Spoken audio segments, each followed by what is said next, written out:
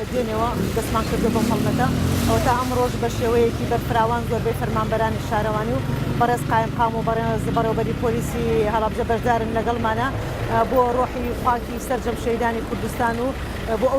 ئەو تاوانەی کە دەرحەق بە گەلی کورد کرداوە بۆ ڕۆژی ئەنفال بۆی ئێمە بە ئاوەدانکردنەوە و بە سەوزکردن و وەڵامی ڕژێم ئێنەوە وەڵامی نەیارەکان ئێنەوە.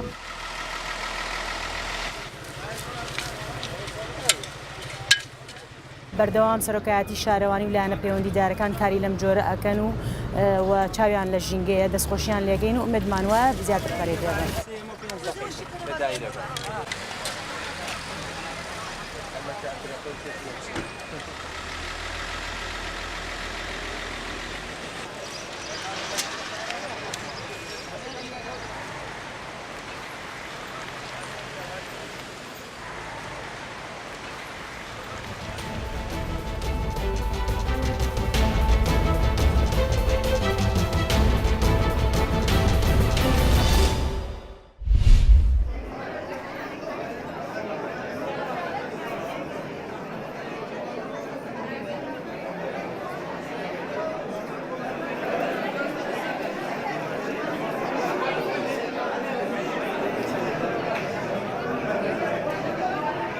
هبونا في سوال زانستی سوالنا دناف هر پیمانگاه دناف هر زانست کوکی دا گرینگی که اجار زور هیا بهند کدا شانت قطابیات یار بر او خواندن دکم پراکتیکی مشا خلکی بدن بزانه که دا چه است خواندن داد خینن کمک آچاراکی بزاف قطابیات این هر باش یه زانستی پیشکش کرینه.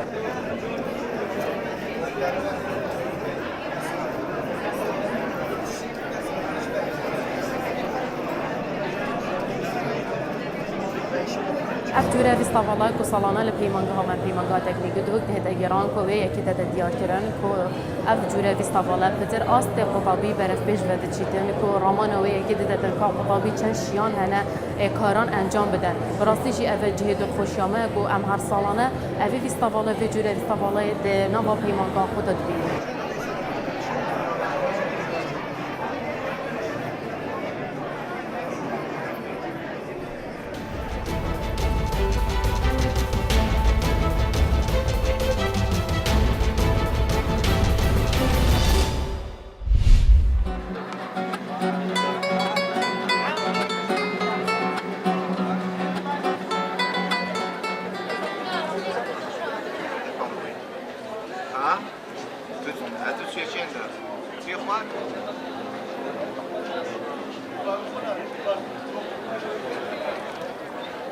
ئەم فستیڤالەمان بە هەلزانی بە دەرفەتمان زانی بۆ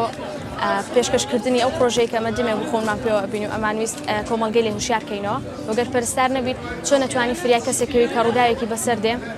ئەگەر دوور بیت لە نەخۆشخانە ئەتوانیت بەڵێ تۆ ئەگەر سەبارەت بە فریاگوزاری سەرەتایی هەنێ جۆری تەکنیک هەیە بەکاری بێنیت ئەتوانی ئەو کەسێک کە ڕووداوەکەی بەسەر هاتووە دووری کەیتەوە لە مردن. ئەمڕۆ پەیمانگا تەکنیکی سۆران مەبەستێتی یاخود دەیەوێت پەیامی ئەوە بگێنێ کە پەیمانگا کە ناوەندی زانستی لە پاڵ پێگەیاندنی تاکێکی کورد لە ڕووی زانستی و معروفیەوە و مەبەستێتی ئەو ڕنگدانەوەی کە لە دەڤەرەکەماندا هەیە بهێنێتەوە ناوەندەکانی خوێندنگا و ناوەندەکانی خوێندنگا بگات بە ناوەندێکی پێگەیاندنی تاک لە ڕووی کلتوری و زانستی فۆلکلۆریەوە.